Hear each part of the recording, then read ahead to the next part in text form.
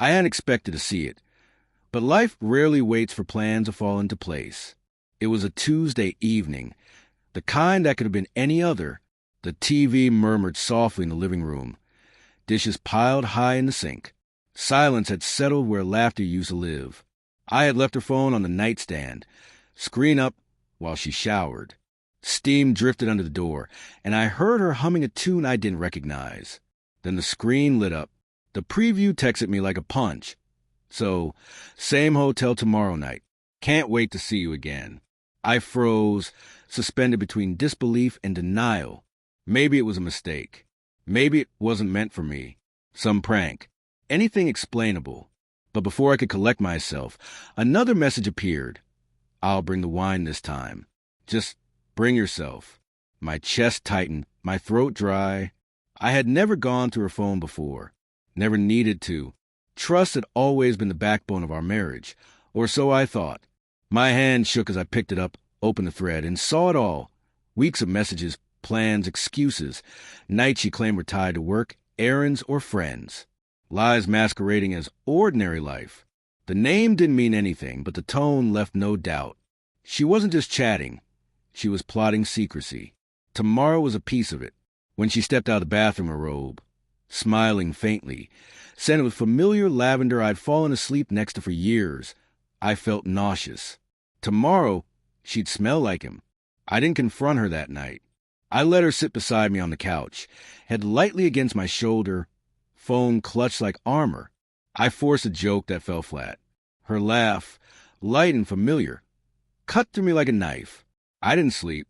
I lay there, staring at the ceiling, every memory turning sharp, every late night, every turn back in bed, every excuse heavy with betrayal. I thought of our vows for better, for worse, and wondered what they had meant to her. By morning, I knew my reaction wouldn't be shouting or collapsing. I would stop her, cold, that Wednesday evening. She came home later than usual, makeup heavier than normal, perfume stronger than usual.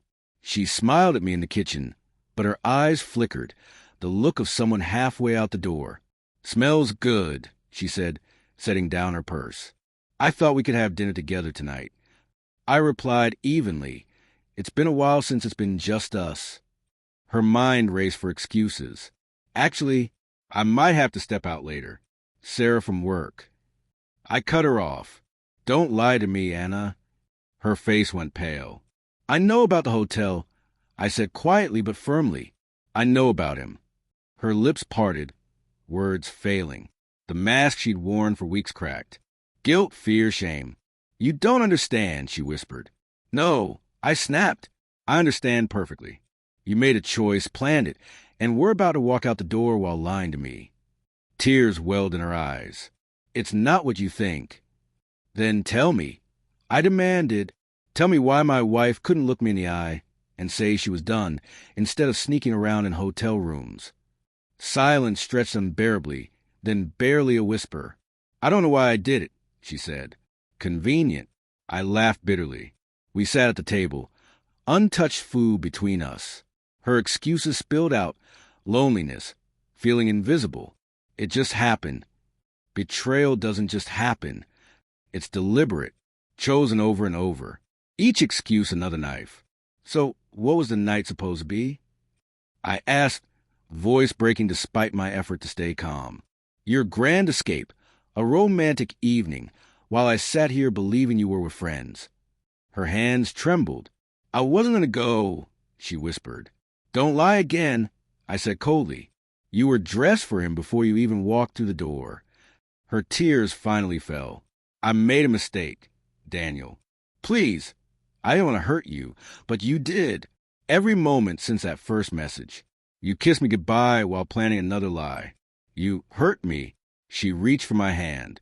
I pulled away. "Daniel, please. I still love you."